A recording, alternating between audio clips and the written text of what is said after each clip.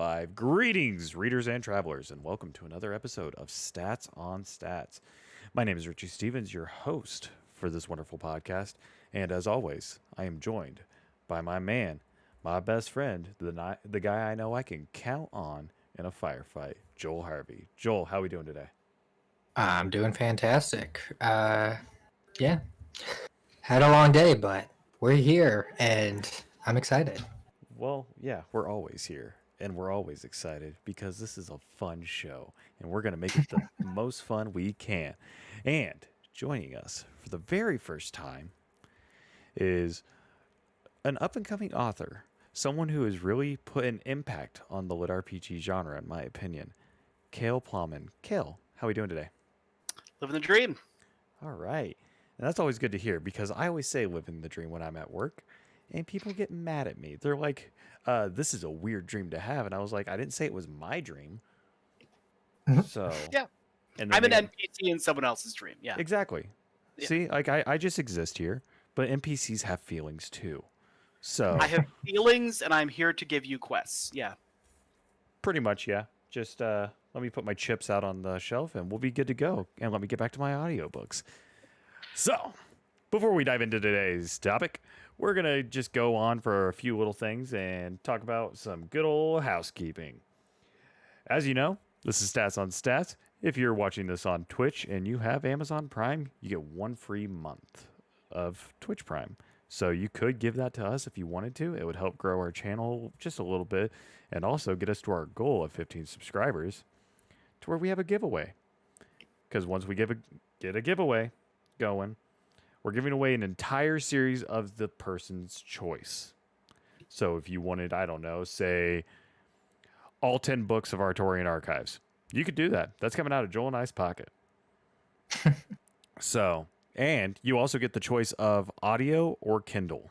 No print. That's way too expensive for us. But remember, once we hit 200 followers on Twitch, we also get another giveaway. Same prizes. And once we hit 100 subscribers on Twitch, or not Twitch, YouTube, same thing. Same thing.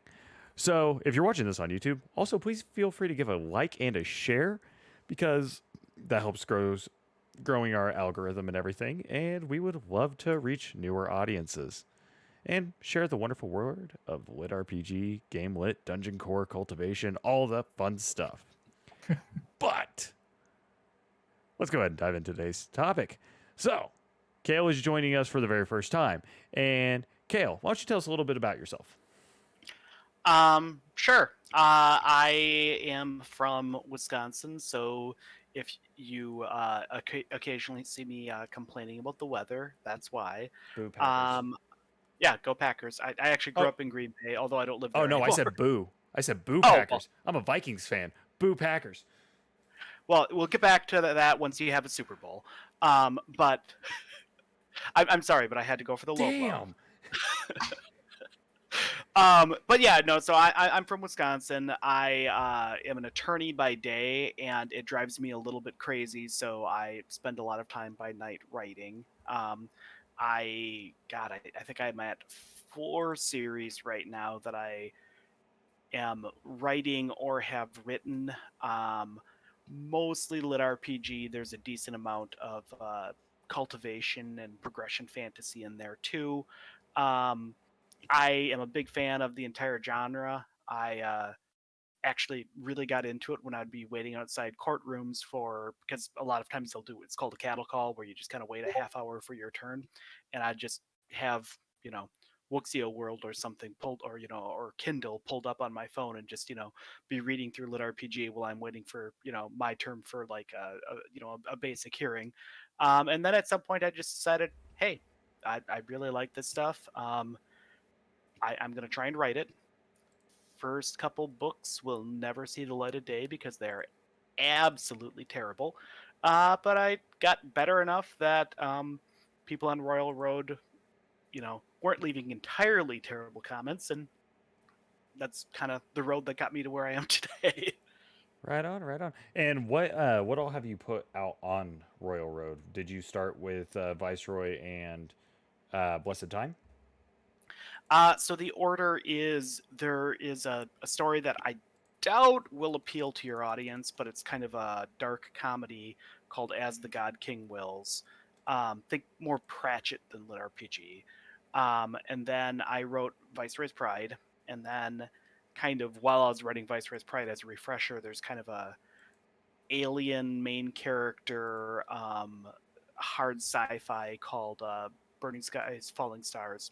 Ooh. Um, and that one's fun, but it's kind of like novella. It's like 200 pages. And then as I was finishing up Viceroy, I wrote Blessed Time, which is only sort of on Royal Road at this point because it's all on Kindle. And then after Blessed Time, I started the two series that are kind of mostly in progress right now, although I still have to finish off Blessed Time, which is Tower of Somnus, which will be coming out in early July Ooh. in on Kindle, and A Dream of Wings and Flame, which will be coming out once I finish enough to justify moving into Kindle. Dream of Wings and Flame, which Oh, I had a little bit of feedback because something happened real quick. So if you heard a little bit of feedback, my bad. But no, that's really freaking cool. I'm excited for that. Which one was the Cyber Eve one? Tower of Somnus. That's Okay. the one that's coming out in early July. Um, it's really hard to break it down into a kind of a short thing. It's a VR MMORPG mixed with cyberpunk, mixed with aliens, and I swear it more or less all works. But yeah, that's what it is. Hell yes. I am excited. Now, if you head on over to audible.com and look up Cale, you will see that he has 3 books out on Audible, or not three, 6 books, 3 of each series. I got ahead of myself. My bad. So we have the Blessed Time series, which is going to be most of our focus for today, which is narrated by Neil Helgers. Shout out to Neil. Neil, you're amazing. And then also Viceroy's Pride, which is narrated by Daniel Wisniewski. I hope I said it right this time because I always butcher his name. Dan, please do not yell at me. So, be sure to check out some of his books because these are awesome. Like I said, today's main focus is going to be Blessed Time, but we might dive into a little bit of Viceroy's as well. But let's go ahead and dive in. So, Joel, I'll let you kick it Yeah. off. All right. Blessed Time. So this one is set in a fantasy world, where so I just want to start out by saying it's amazing world building, in this series. So basically, at the age of 16, you have the chance to be given a blessing by the gods, either 3 of the major gods or it used to be 13 of the minor gods. And yeah, so really cool concept there. We start out with our main character, Micah, who is pretty average, like normal small town city boy. He's cooler than us. Of course, like everyone's cooler than us, but yeah. So he is the son of a tailor and a unblessed. I don't know. I forget what the name for Forgotten. Yeah. Yeah, his mother's a Forgotten, and he is approaching his 16th birthday, I think, when we start the series. I think it's the day of his 16th birthday. Yeah. So we start in, and he also has a brother and sister. I don't know if I mentioned that. But we start in, he gets his blessing, and he actually gets a choice to choose because he gets multiple blessings. So the one of the main goddesses, spacing on the name right now. Mercy. Mursa, yes, uh gives him a mythic blessing, and then another god, Ankros, who is also a major god, uh he gives him like an uncommon or rare blessing to start with, and then like changes it to like mythic. And it's just a funny scene because he's like, all right, can I pick my blessing right now? And they're just chatting like, well, this is unusual. um but yeah, so Micah ends up getting his blessing the next morning, and the blessing he gets is called, well, he gets two abilities and a couple affinities. Um, but the abilities he gets is called Ageless Folio, which is a book that uh, basically anything that he like happens to him is written down in this book. And it also lets him like learn spells and skills like 4 times faster. And then his other ability, because that's not cool enough, he gets the ability to travel back in time, like 5 years, I think is what it was. And so, yeah, surprise, this is a time loop series. Um, and the way that like this series goes about the time loop, sort of Pretty freaking cool. trope, I guess. It's definitely unique because I mean, I'm thinking of series like Perfect Run or like I don't know. They have really short like recalls. Uh but yeah, so I don't know. For uh Micah, like I feel like things go way, way off the rails by the time he actually has the ability to travel back in time, and it just makes the series super interesting. Yeah. It's a bunch of Yeah. wibbly wobbly, timey wimey stuff. Yeah, I had to drop that reference. So, Kale, why don't you take it a little bit from there and give us a little more insight on Micah's character? Sure. So when I was writing Micah, I kind of wanted him to be more or less everyman, but at the same time, one of the things that I've always really liked is the hero's journey. And one of the big complaints is that I have the main character um, be sort of upset with the blessing because I didn't want the time the time loop part of it to be something that was immediately appealing to him. I wanted it to be something that had drawbacks. So I loaded it up with all the drawbacks I could think of. When he goes back, he loses all of his levels, all of his money. He maintains knowledge and skills that he's gained. Um, and so what I wanted to do is I wanted to think, if I were a 16-year-old and I got the ability to go 5 years back in time, I cannot think of anyone who would voluntarily say, "Hot diggity, time to be 11 again," right? Um, and so that's part of what I was going for there. Is I wanted it to be something that would be initially unappealing, so I can have that the classic hero's journey rejection of the call to heroism. And what I kind of did is I had various arcs, which are his runs, where I tried to focus on different aspects of what was happening. And the first arc is basically just the rejection arc, where he is trying to be an everyday adventurer, joining a guild, having shenanigans, making friends, all of that sort of thing. And then I end it with with a disaster and make everything go wrong.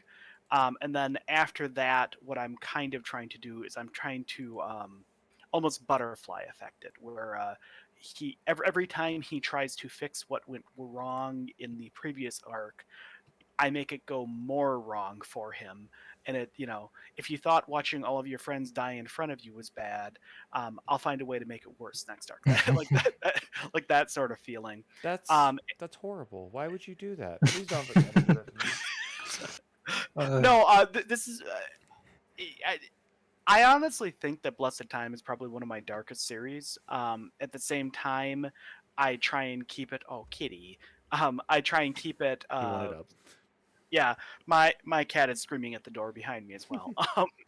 But I I wanted the series to both have sort of this like sense of hope. This maybe this time I'll do it, but at the same time, there really, was supposed to be this undercurrent of things are bad and they're probably going to get worse.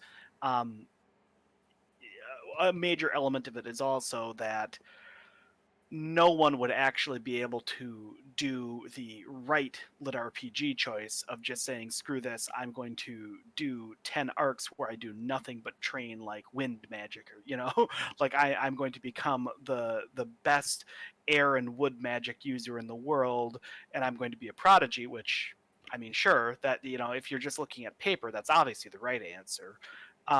But I wanted the reflection of just the bone deep weariness of reliving through the same years over and over again, and in particular the crappiest years of your life.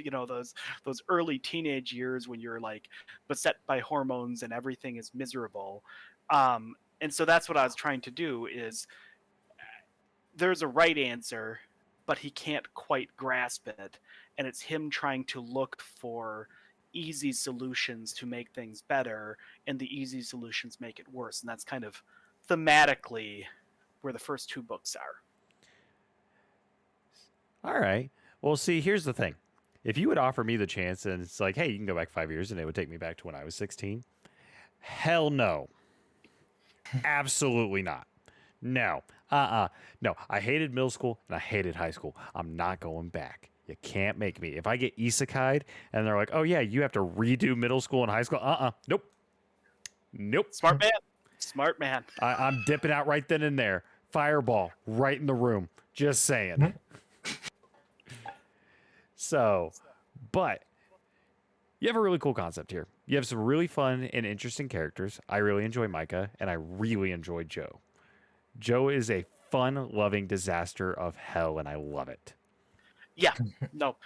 Joe was about half of my toxic relationships all rolled into one, where dating her is fun, but it's That's a why I terrible love her. idea. Yep. She's super toxic, and that's all I seem to care. Because Joel can back me up on that one. He knows all the girls I've ever dated, and they are not okay. A good portion of them have been pretty toxic.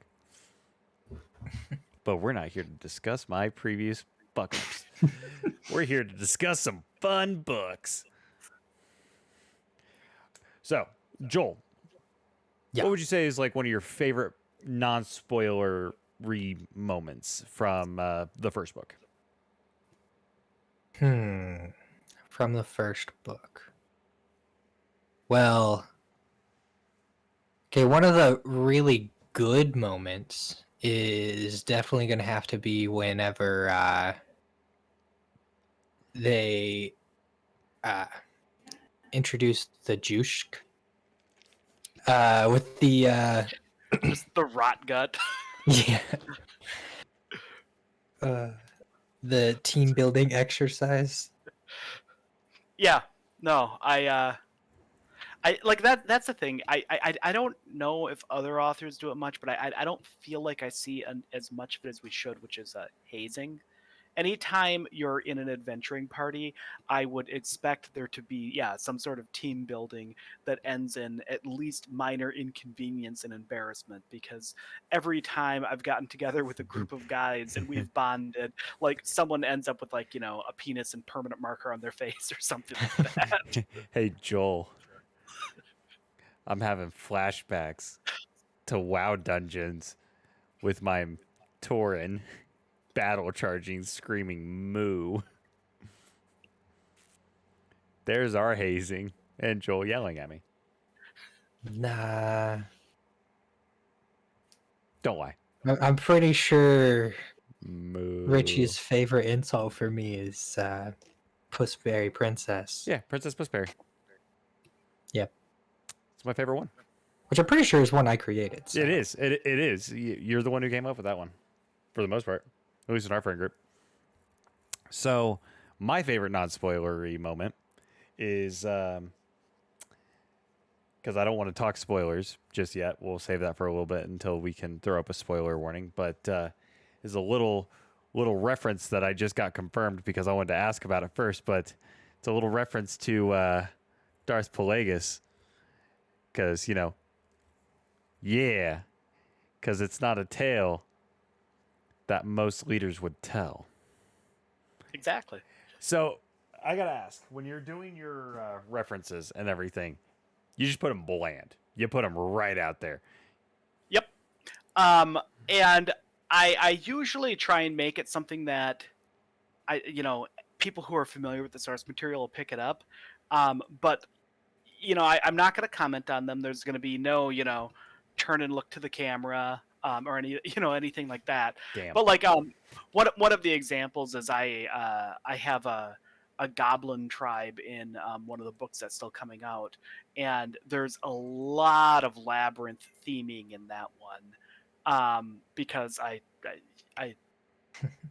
very much like the movie Labyrinth, even if I'm not sure I entirely understand it after watching it like 5-6 times or whatever. But like, for example, like there's a chapter title in it that's just Magic Dance, which is the name of the David Bowie single that they released with the movie. And like, if you get it, you get it, and if you don't, I don't want it to seem weird and to pull a reader out of the moment if they don't get it. But if you know what you're looking for, yes, there's all kinds of that stuff in there, just kind of in the flow of ordinary conversation. Well, I mean, you can never go wrong with like a good reference, and I love when they're sugar coated like a little bit, and it's like you have to kind of like, is that what he's referencing? Is that what they're referencing? And then there's the ones where it's just like, oh, that was straight up this. I like that. That was good. Because it's always funny, especially when the narrators actually just deliver them perfectly too. So I'm gonna do it again, and I'm gonna plug Neil Helliger's. Neil performed that one just perfectly. I was waiting for him to just go do it. I was just waiting for it. Yeah, I mean, that's a scene though where like the problem is that like that it would be, I love that scene, but the problem is that like the dialogue is too generically applicable, and I mean, I think I must have worked, Scarred and Deformed, but my will is stronger than ever in somewhere. I don't know which book it is, but like those are just kind of like go-tos among our friend groups. Like, anytime we're playing like Magic the Gathering or something, there'll be like a half dozen prequel references in there, just because like I definitely prefer the original trilogy, but the like iconic weird lines from the prequels are absolutely amazing. Try spinning. That's a neat trick. Okay, maybe not that one. Oh, come on. I mean, if I could get away with now that's pod racing, I might do that. But I have a story about that one I will tell you after the show, because I cannot tell you this. We're trying to be a more family oriented show, which I've already dropped the F-bomb, so I apologize for the F-bomb is for families. Yeah. The family bomb. F is for family. Not friends, it's for family. Because you're family. Anyways, so what inspired you to like just become an author? A couple of things. Part part of it is spite.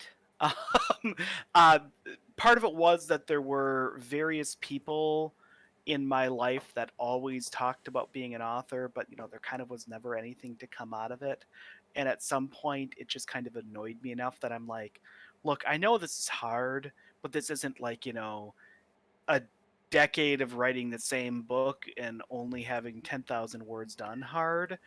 So I was just kind of like, I'm going to shut these people up and actually write something. And then the other one is really, I like telling stories and I like building words. Usually, I would do that in the form of Dungeons and Dragons, but as I've grown older, friends have moved away. We try and play via Discord, but then suddenly you're juggling five people's schedules, and someone always has to go do something, and it's really hard to get anything to last more than 4 or 5 sessions.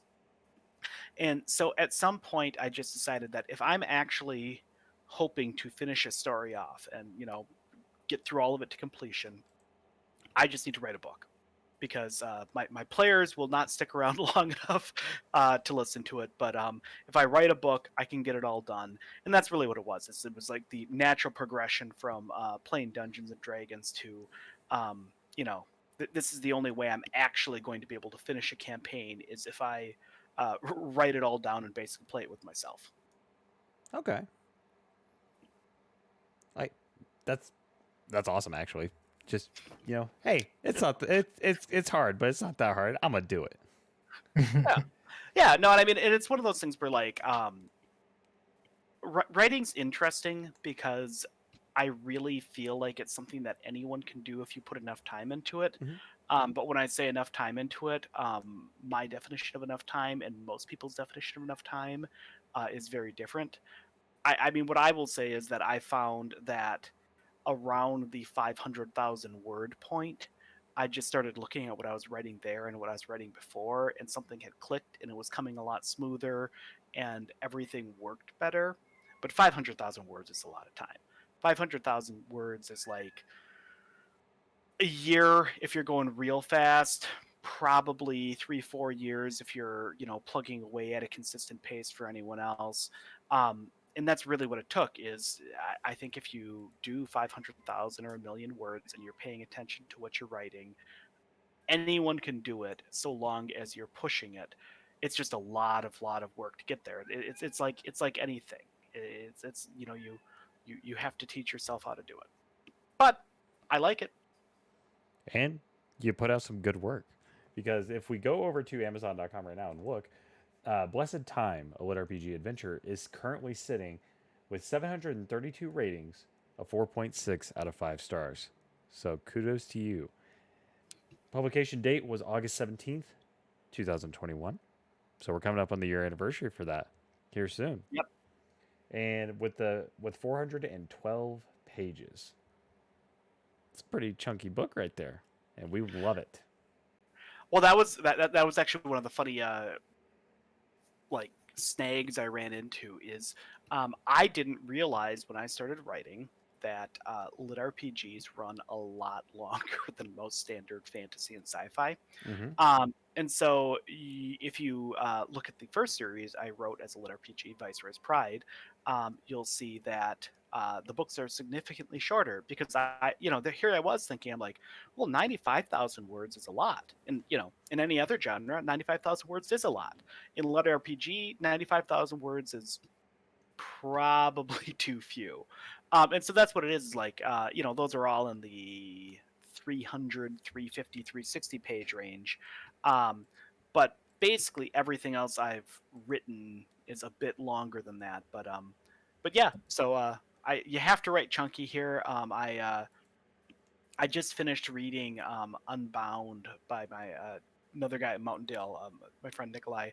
And if you want a chunky book, you should look at that. I think it's like 220, 240,000 words. It's like the paper copy's like that thick. It's ridiculous. That's awesome. And I was going to say, honestly, with looking at it, the listening time is only 11 hours and 18 minutes, which it seems a lot of lit RPGs are usually within that 10 to 15 hour mark. Some are usually 8 plus. I would say 8 is a good base for a lit RPG fantasy harem whatever book we're looking at. Yeah. And we have a genre of books. We talked about this on our last episode that is just growing and growing and evolving every day. Lit RPG tends to evolve rapidly. We're getting new stories, new theories. Kitty. Kitty. This is Charlotte. Hi, Charlotte. Oh, you're so precious. Reminds me of my friend Cody's cat Oreo. Winter's somewhere. I don't know where he's at now. He just kind of dipped out. But we have a genre that's evolving every day, and we have amazing talent within the community. We have amazing authors, and we also have amazing narrators. And that's where Joel and I kind of come into play with our how we read and do our stuff, because we normally do listening to audiobooks because we power through these while we're at work. Joel, you work what, third shift Yeah. overnights, and I work technically 3.5 slash first shift because I go in at 4 a.m. every day. Oof. Yeah, love it. But this is how we get through our days. And I mean, I drive for a certain ride sharing app, and I listen to books while I'm in the car. I share my love for lit RPG with people, and usually people are like, "Oh, what is this? This sounds interesting." Had it happen today when I was doing my re-listen of Blessed Time, and Well, thank you for spreading the word. oh, I love doing it. I live by this genre of books because it's awesome. And there's even times where I'm like, oh god, I'm burnt out. I'll go on a few Star Wars books kick, and I'll be right back into my stuff. So, with writing the lit RPG, how is it the game mechanics work for you? How do you come up with that? Do you like get a D&D sheet and then start rolling, or Well, what I usually do is before I write anything, I usually come up with a rough idea, and then I create a world and a magic system. And that's I always tell other authors this, and it's like one of the easiest things to screw up. But world building is for authors. Um, any world that I have is going to be significantly more complex than you as the reader is ever going to see. I find that having it completely statted out for me is very helpful because I never know what is going to be something that's going to matter. Like as I'm writing, suddenly, I need a reference to another country. And if I have the like political relationships between the countries already defined, it's easy for me to slot it in. So what I generally do is I'm a little weird on this because everyone else uses like proper world, word anvil or something like that. But I use Excel spreadsheets. And what I do is I just have tabs for every aspect of world building. And before I start writing, I usually have a tab for magic system. If there's an independent level up system for like your physical body, I have a tab for that. I have a lore tab. I have a location tab. I have a character tab. But the first thing I do is you build the magic, you build how people level up, and I often have a self-populating Excel spreadsheet that I can just add a level to, and it'll allocate points. So like that's what I have for Micah in Blessed Time is I have an Excel spreadsheet that every time he levels up, it auto populates and recalculates what his mana pools are going to look like, what his HP's at, all of that, so that it automatically does that for me, because otherwise it's incredibly easy to end up getting lost when you're calculating a new stat sheet drop. all right. That's pretty cool. I actually really like that. I would actually like to take a look at your Excel sheets just because I want to see how it works. Well, the other thing I have is back in the day on Royal Road, and this is kind of a funny thing. We ended up getting rid of it because it was an experiment that no one liked. But I was talking with another author, and I had an idea that I thought was great, which was I was going to make Dungeons and Dragons style character sheets rather than just the blue screen for Micah. And so I put together an Excel spreadsheet, and I commissioned artists to do little busts of him. So you could, and we had different ones for his different age, like depending upon, which age band he was in. Um, and I had it like color coded, and I thought it was really nice. But the problem is that I think they called it his soulless glare, but like there was just something like empty in the eyes of the picture that just like stared into the reader's soul. And the other thing is, I do a lot of stuff in light mode because apparently I'm a weirdo, and I didn't think of how absolutely like retina searing it would be to have an image file that was just an all white spreadsheet in the middle of dark mode. So there are a couple actual just like RPG style character sheets for Micah kicking around, but they all do have this just kind of like um, empty despondent look in his eyes combined with off-white Excel spreadsheets. Well, if it says anything, I use dark mode for almost everything, and when I switch over to Amazon, you can see how it changes Yeah, my you face, get the and blinding flash. Yeah. yep, this hurts my eyes, but it's worth it. So I'm accurate with my information. So now I switch it back over. Um, Also, something I wanted to bring up because I think this is really freaking cool, and then I'm gonna let Joel talk for a little bit because I feel like I took over a little bit as the host. No, you're good, dude. But you have a pinned tweet on your account on Twitter. Hey everyone, one of my publishers, Atheon, is making a push to get my debut novel nominated for a Dragon Award. That is awesome on Twitter.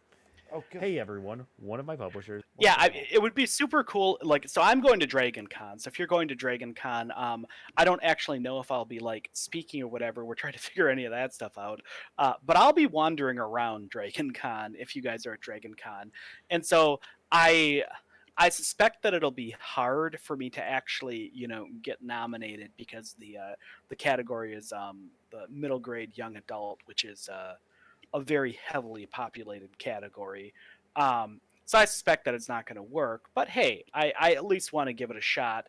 And there's no way in heck I'm going to win. But it would be incredibly cool to actually, be on a stage or something while they give the award to someone else from like, Tor or Bantam or whatever.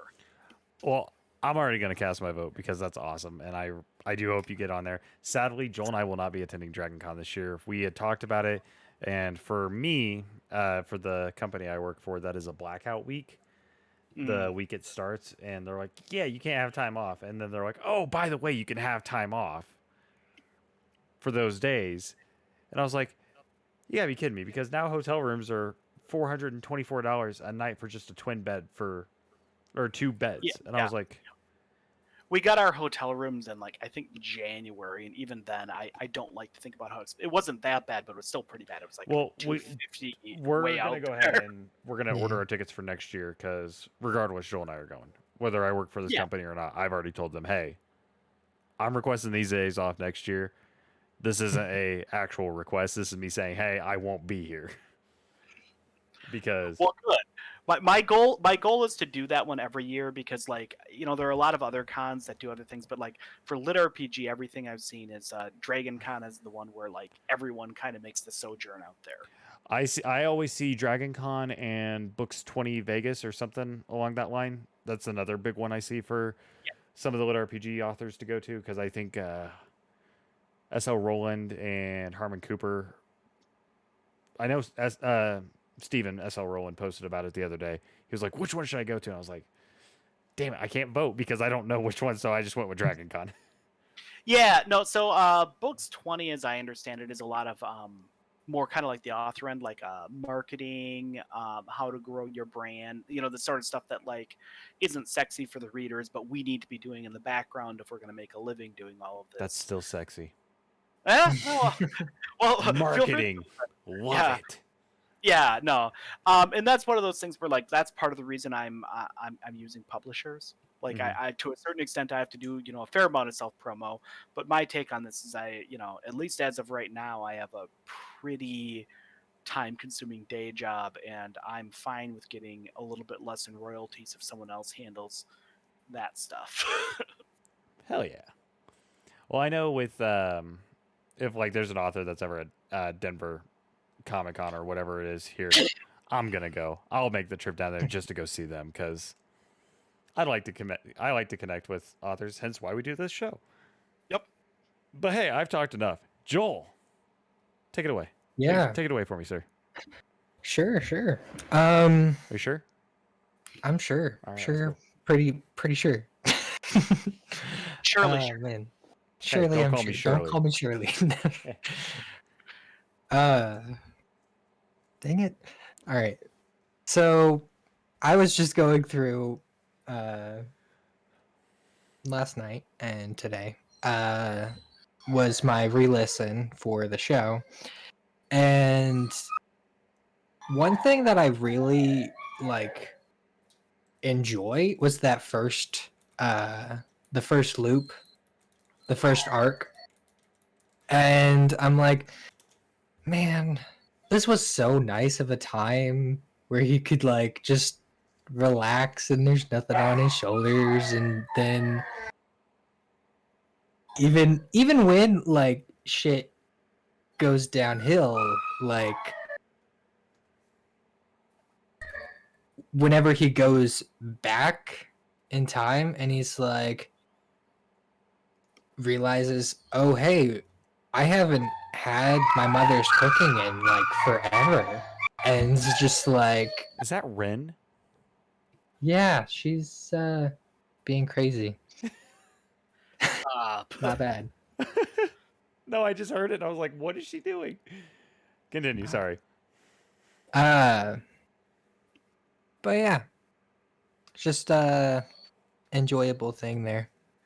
I mean, what I was trying to do there is the way I phrased it, or I think it was actually the way another guy phrased it to me, and it hit it spot on. Is I was trying to capture that feeling of when you're waking up in the morning as a 10-year-old and you're running downstairs to watch the Saturday morning cartoons. Like that Yeah. that's the first chapter, and it's just this sort of everything is going more or less right. There are a couple setbacks, but they're all normal life stuff, and everything is good because I'm setting you up for when it isn't good.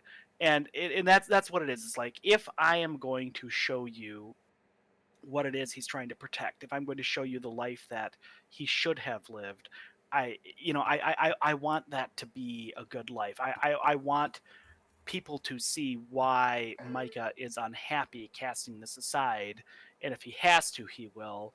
But I want to make it sting when he, has to start walking the path that he does in the rest of the loops. It's so cool. I love it. Yeah. I love it. You actually, I'm not going to lie. You got me with one of the scenes. You broke me a little bit. Well, I guess we could wait for spoilers before I ask which scene. Well, I was going to say, it's I'll give you a hint because I do want to avoid spoilers as much as possible, just with this being a newer series. And I want people to experience this one because it's really good. But it's right before he uses his power for the first time. Yeah, no, Before that the was. I like that scene. That's That a was really good scene. That is a Yeah. really good scene, and it is Yeah. just a. Oh God, I was at work listening to that part today. And I was like, oh, I forgot about this. Oh, Yeah, it hurts. that was intentionally a gut punch. Yeah. See, your series is definitely unique when it comes to the time loop aspect because there's a couple series that use the time loop aspect, and some of them are very popular in the lit RPG genre. Just to name a few, Feedback Loop. Oh God, what's the other one? Cradle by Will White, which not technically Is a lit Cradle- RPG, but it's got some time loopy stuff. Yeah, they do a lot of time regression Yeah. where they're like rewinding planets and stuff. Because he goes back to relive some of the stuff. That's how he gets his core up. And I Cradle. believe you. And the I first just one. don't remember it. Like that's the whole premise of the first book. I know. God damn it, Joel. It's a good series, and I powered through it in like A week span. probably yeah.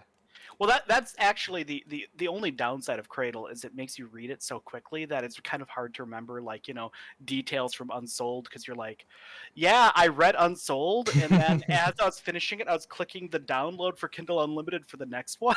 See, I got them all on Kindle Hello. Unlimited. I got them all on Kindle Unlimited, and then I had bought all of them through Audible. And then I went back and I rebought all of them on Kindle Unlimited just so I could have them all. Or I rebought them on Kindle just so I could have them all. But I gotta put my headset in. So continue to talk. I ain't here. So, Yeah, sorry. Continuing to talk. I think it's probably about time for spoiler territory. You know what, Joel? I really do agree. I apologize for that view everyone just got. I have to plug my headset in. But yes, we can go ahead and Charging dive, battery. for the most part, into spoiler territory. So Joel, spoiler territory. so this is your warning. If you have not read Blessed Time Book 1, this is your chance to mute us and come back and watch the archives later or watch it over on YouTube. I will post the link to our Twitch at some point and also on our Stats on Stats Lit Twitter page, which if you're following Cale, he retweeted us. Come give us a follow. If you're not following Cale, go follow Cale. Because plugs. But yes. Now get the heck out of here. Yeah, this is your official Get out spoiler of warning. here. Go. Come back in 10 minutes. We're doing spoilers for 10 minutes. Come back in 10 minutes. Starting now. So at the 40 or at the 57-minute mark. Go. All right, Joel. Spoilers. Go. Yeah. Go. Oh my gosh, dude. Joe's death. That was crazy. That was fucked. Yeah. Almost as bad as Trevor's death. Which is just It was a 1-2. Yeah. yeah, a 1-2 punch right in the gut. Oh man. Yeah, and so he I was doing so goes good. back in time like 3 different times in this book, which I totally like didn't. Well, I remember everything that happened to him. I did not realize that he went back 3 different times in this book. But oof, between Trevor dying,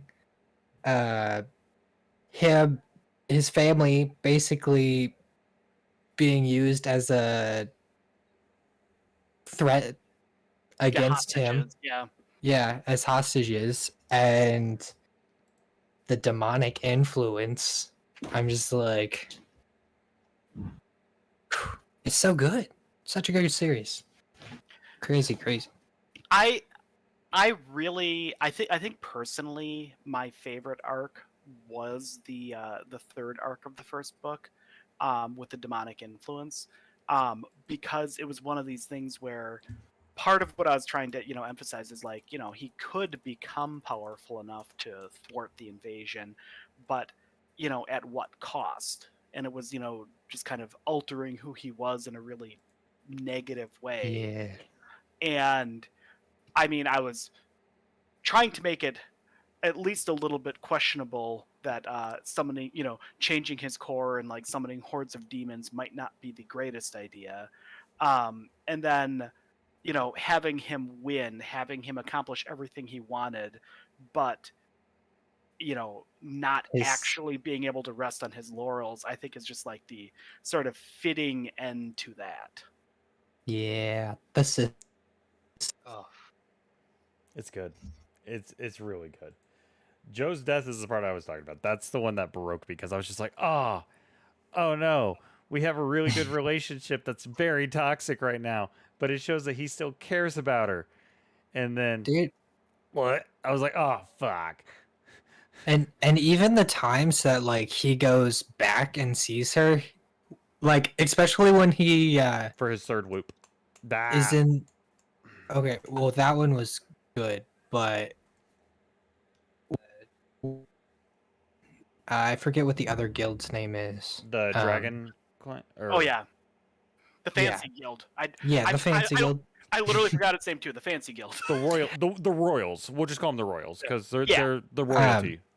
And he's like, in another life we could have been friends, and I'm just like, God damn it. Yep.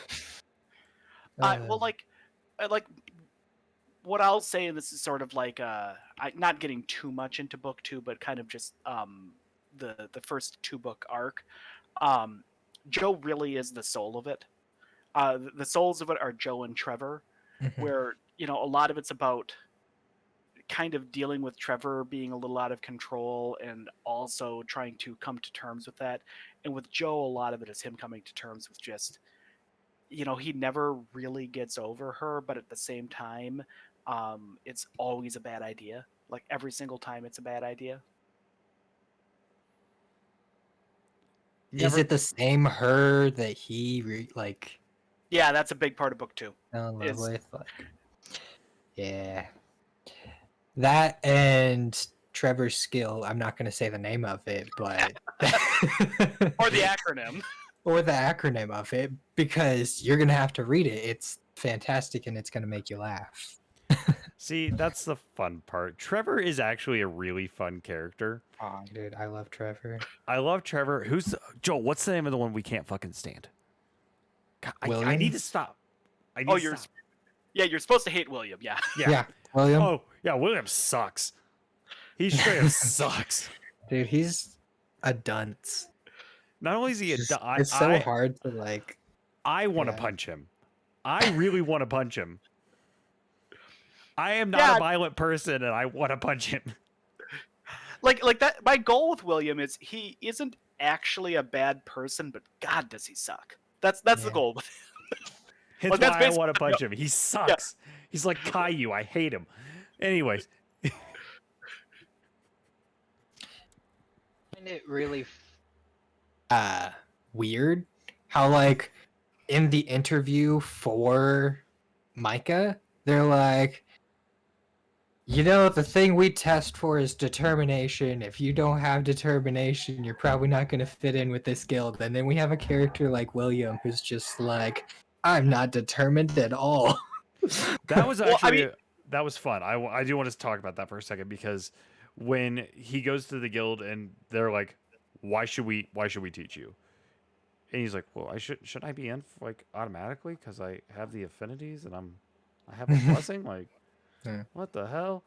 And then he goes and he's like, well, I mean, I'm going to try my best to do the best every day. Like, I'll be the best damn person you can have in this guild, and you won't regret letting me in. And just the smirk. I could see the smirk on the character's face of just like, I don't even think it was that. I think it's like more of the Batman smirk though. Just like raise one side, just you're in. You are in. I mean, part of what I was going for with that is that they really, really wanted Micah to be motivated, but at some point they were like one of the core parts of this series is that the world is fundamentally unfair. It might appear fair on the surface, and they make an effort of making it appear fair on the surface, but even the classes that are available to people are kind of stacked in a certain way that if you know what you're doing, you end up with classes that are very good, and if you don't know what you're doing, you can make a good living with them, but you don't get the good classes.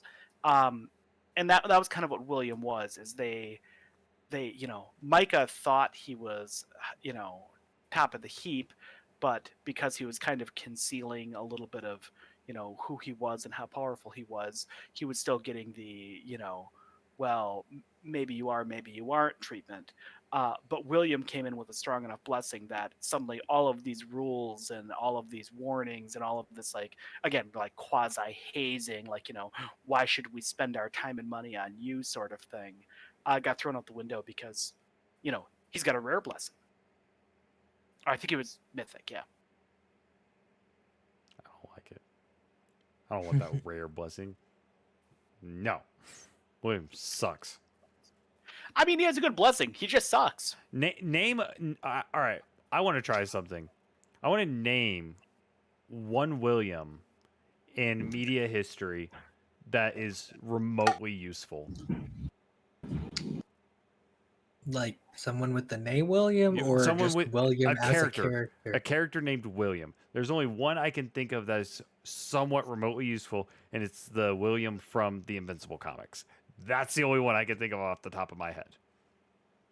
I mean, I think that from a storytelling perspective, part of what you're looking at there is Bill is such a generic name. Yeah. That you almost never use William or Bill for someone who's important, because it's just kind of like it's just so common you use it as a background name, I want a And good bill for once. Yeah, William, come back when you're a main character. yeah, you need a PC name. Yeah. Oh, good lord. All right, so we are officially coming up on the end of our spoiler territory section because we only have like 8 seconds left of that. So I'm going to play this out for just a few more seconds until we hit that 55-minute mark. All right, here we go. So why don't you tell us a little bit about Viceroys, because we didn't really get to talk about it, and we are kind of coming up towards the end of the show. I want to touch Sure. a little bit on that, and also, Daniel, you do a great job with the narration for that. You're the best. Oh, I loved his voice. Like, I just listened to they give us a sort of like author like sample or whatever, and I just heard his voice. I'm like, this man sounds like he could be doing like late night jazz. It's just the smoothest voice ever. It is. It really is. But uh, but Viceroy's Pride is just kind of rule of cool. I think it's the best way of putting it, where I just wanted to write a book that was fast, exciting, and fun. So one of the things, if you read more of my books, is a lot of them are big on Magitech, meaning I like science fantasy, hence why you're getting all of your Star Wars references in here. Yeah. Um, but the basic idea behind Viceroy's Pride is that there is an empire of aliens that are doing alien things, warring with other alien empires, and they come across Earth and decide, hey, there's a lot of people here. We need soldiers in our intergalactic war, and they're going to take it over. The thing is, though, that space travel is actually very easy if you have magic. So a lot of people didn't really bother going too much beyond magic. So the space elves, when they land, have magical force fields, gauntlets that shoot lightning bolts, all of that sort of stuff. But they also have swords and spears. And so that's kind of what it is. Is it's Earth with machine guns and tanks versus space, a space empire with magic. And the series kind of is the main character going out, getting enough magical power that he can start awakening humanity's latent potential against the aliens. And it's just us fighting back against the elves, fighting back against the people they're fighting against, all of that sort of thing. So it's just kind of a space opera, but like with us being the small people with like the alien invaders, but the alien invaders have swords rather than ray guns. So what you're saying is it's fantasy Red Dawn. Yeah, I especially like book it. 2. I Yeah, like no, it. No, it's very good. It's really yeah. good. I am. I'm. Joel, we're caught up, aren't we? I I know we've read through book 2 think at so, yeah. least. I can't remember. We powered I'm through pretty books. sure I'm caught up. We powered through books like crazy. Sorry. They all kind of blend together after a while, like you said with Cradle. They all blend together. No, Viceroy is really good. Daniel does a great, great job. We love Daniel in this on the channel. He's been on the show a Oh few my times. gosh, dude. I think this book has one of my favorite voices for Daniel. So there is a specific elf teacher, Yep.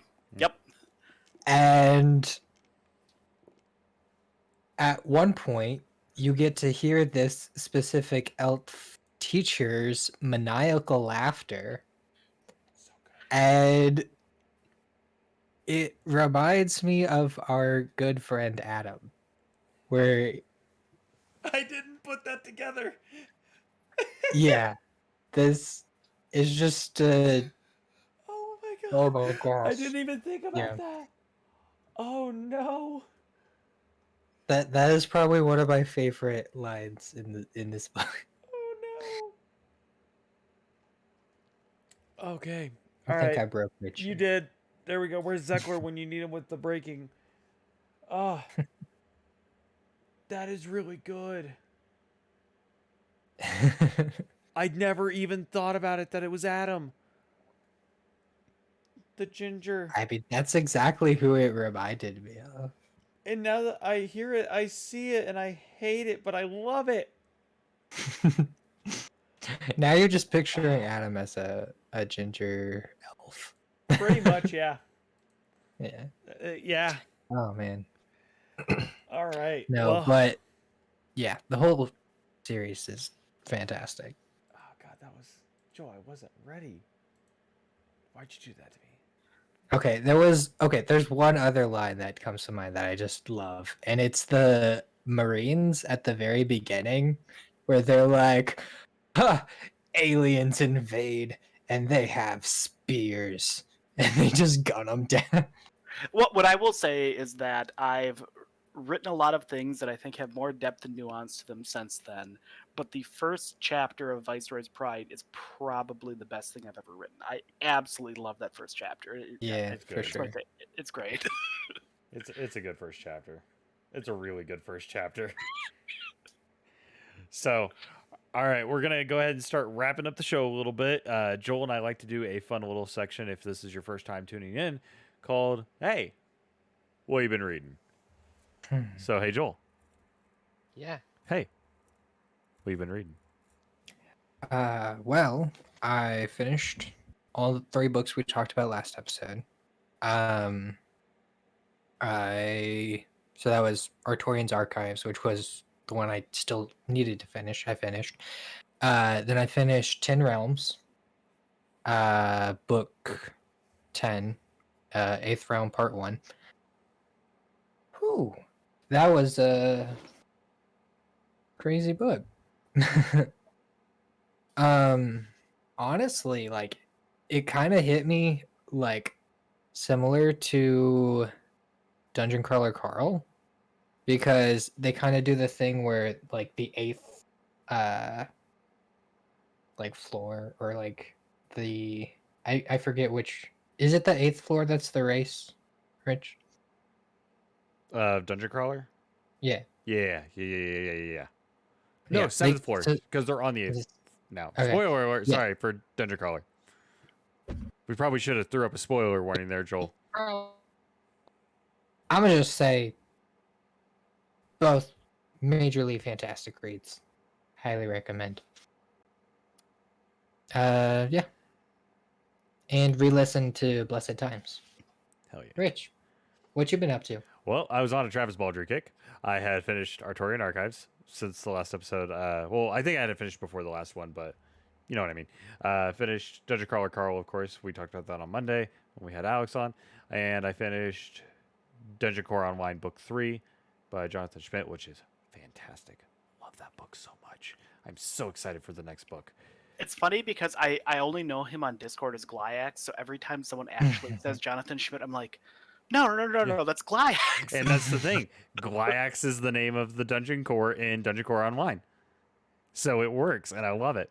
And then also Unbound, Book 1, Dissonance. Is that how you pronounce it? Dissonance? I think it's Dissonance. Yeah, Yeah. I don't know. I read that. Like I said, I was on a Travis Baldry kick, and it was killer. And then I reread Blessed Time again this weekend, just to make sure we were fresh on the notes and I could go in a little more depth than I haven't, because I have not been taking notes as properly as I should have. Something I'm working on. I do apologize. And then I think what I started after I redid my Blessed Time listen was Jeff Hayes went on. He went live the other day, and he is reading the Psycho Bitches series again by Jamie Hawk, and I was like, I'm gonna check out the first book, and I checked it out. I have a lot of emotions right now with that series. Joel, it's along the same as Super's X Heroes. Same It universe. sounded a lot like Yep. Super X Yep. Heroes. So, But the yep. cover looked really interesting too. The cover's awesome. They got a Harley Quinn type character on the front. And I was like, oh, sold. And then I got into it. I was like, oh, same universe. All right. I got to finish Is it. it? It's same universe. Really? Yep. It's the Psycho Bitches we hear about in like book 4, I think. So, Mhm. yeah, that's that. And then I didn't bring it up last time, but I read We the People by Tracy Gregory, who does the Goblin Summoner series. And that one was really, really interesting. It was a town building. It was fun. But we're going to go ahead. Cale, what have you been reading? Cool. If you've been reading. Yeah. Yeah, I have. So obviously, Dissonance, and then the other one, if you also like time loops, it isn't quite lit RPG, but it's kind of close. Is Menact Loop, by Lauren. The problem is that like I know everyone by the pen names we all used on Royal Road, and then like when actual names are coming out, so she's Kyleru, but Lauren, but Menact Loop is time loop. I'd say probably closer to progression fantasy. But I read the first two books on that, and then the third book came out, and I need to pick that up. And then I have been catching up on 200 something chapters of Azeranth Healer. Ooh. Um, and that's another one that I think it's coming out to Kindle soon, but I don't know when it's coming out to Kindle. But that's another one that expect everyone to be talking about once it comes out, because that one's real good. Are there any releases you're looking forward to that you have like your eye out for? Well, other than the short story anthology that I was part of that came out on June 1st, and Is that the 28 author one? yeah, Yeah. I'm buried somewhere in there. I was No, like, but I there's saw your name on there. I wanted to make sure yeah, before. I was like, is there another one? yeah. Well, there also is another one, but Tower of Somnus, the cyberpunk, the magic cyberpunk novel that I was talking about, is coming out. I don't know the exact date, but early July, so July soon. 6th, I believe. Yeah, I've already pre-ordered it. I actually pre-ordered it while we were sitting here. cool. Yeah. So I also saw that Will White's coming out with Dread God, and Oh yeah, A, I saw I'm that. excited for that, but B, I July also 5th. saw that. Yeah, well, when your book's coming out July 6th, you don't like Will White dropping a book on July 5th. So I'm going to read it, but I'm not going to be happy about it. No, you do, because whenever someone gets credits, they get 3. That is Okay, true. that's fair. Yeah. So pre-ordered for Foundations is Wednesday, July 6th, which Yep. is nice because I'm off work that day, and that is going to be my Saturday or my Sunday actually. So I'm gonna read it in one sitting. Do we have an audio release You window? should. It'll be I know that the first two books are already recorded. I think keep forgetting her first name. Parsnow. Andrea Parsnow? Andrea. Yeah, Edgar Parsnow did it. She did a really good job on it. Oh, So that makes me very happy. yeah, so that'll be coming out. I'm Oh, presuming at the same time, but yeah, first two books are done. Third book is in editing, but it has been long written, and I'm actually finishing up a chapter of the fourth book right now. see, Joel, we're gonna have a very busy week that week because, Yeah. which I forgot to say, I've also been listening to The Wandering Inn. I started that, and it is really good. I picked it up on the last sale, and I'm very sad I slept on that series for so long because Andrea also does the narration for that, and it's perfect. My only problem with Wandering In is that it's so good that it emotionally destroys you. Yeah. It's actually my what I listen to when I go to sleep now because one, her voice is just so soothing. I'm just like, oh, this is nice and relaxing. Even in the like intense parts, I'm like, I hate that I'm listening to this right now, but I need to go to bed. That's uh, also like Richie's bread and butter, though. true. I feel like if it doesn't, Actually, and it like, I am all for the emotional turmoil. It is my gift. Big person who or someone who does that really well, that emotionally destroyed me. Carrie Summers with Stonehaven League. That would destroy me hard. It was good. It was really good. But no, we have a big week that week, Joel, because we have Dakota Kraut's Completionist Chronicles book 7. Yeah, book 7. Invent Saw the drops cover for on the that. 1st. So we power through that. Then we power through Dread. And then we powered through Foundations because it's going to be a perfect window and I'm ready for it. I'm all for it. So we are very excited. And we also have a fun show next week. A week from today, we have Dennis Vanderkerken coming on to discuss the Artorian archives. Floof. Floof Yeah. is, I got to talk with him the other day and he's just an absolute delight. Oh no, he's a so great he guy. is a gem. He is in fact a gem. Gem is the correct word for it. He is a an great guy. absolute gem, and he definitely brings our favorite grandpa to life because he does a damn good job. But you'll have to wait until next week at the same time, 7 p.m. Eastern time, here on Stats to hear our thoughts on the Artorian archives. But our last segment of the night. Hey, Joel. You know what I'm going to ask, right? Huh? Where can people find you? Not really. Oh, Jeez. that same question. Oh, my God. Every Uh, week or every show I ask you, hey, Joel, where can That's people because find you? people don't need to find me. But if you wanted to, I am Sir below. And you You cut can out right find when me. you say it. I am Sir Valor Hunter. It says below. Yeah, it's over there. Where? Here? Yeah, Did right you there. switch the frames? Okay. No, I didn't switch the frames. That All is how right. you set them up. You're the one who makes them. Across the internet. That's PlayStation, Twitter, Twitch, Reddit. I don't know. It's everywhere. And if that's not a fantastic shout out, I don't know what is. I've lost all my energy. Hey, Cale, where can people find you? I'm fairly active on Twitter as Writes Coco. Coco was my pen name back when we were doing Royal Road pen names.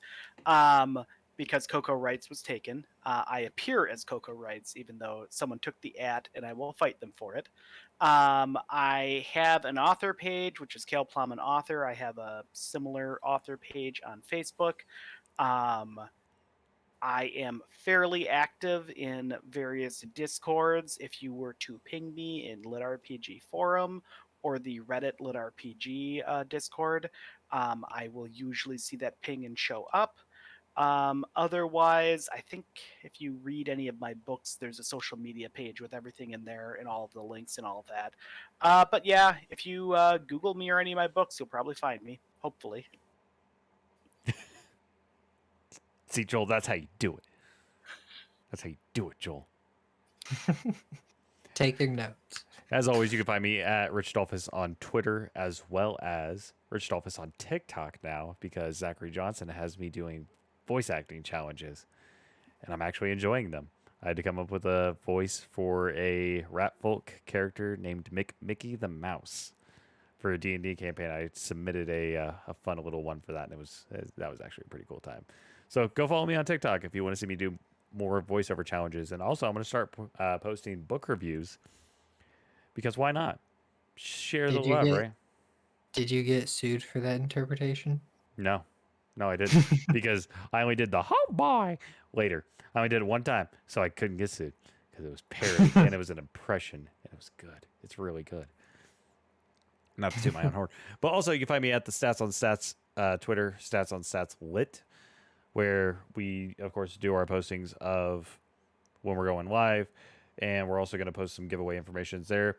Joel and I do have a giveaway planned for when we do our next stream. Alex is being generous enough to give us a signed copy of, oh my God, Rise to Glory. I want to say Path to Glory, but that's right, Rise to Glory. So next time we do a stream, be sure to be following at least me on Twitter because I'll post about it. And all you got to do is show up. And that's how you get entered. And if you don't want the book, you can just say, hey, I don't want the book. I'll pass it to the next person. That's simple.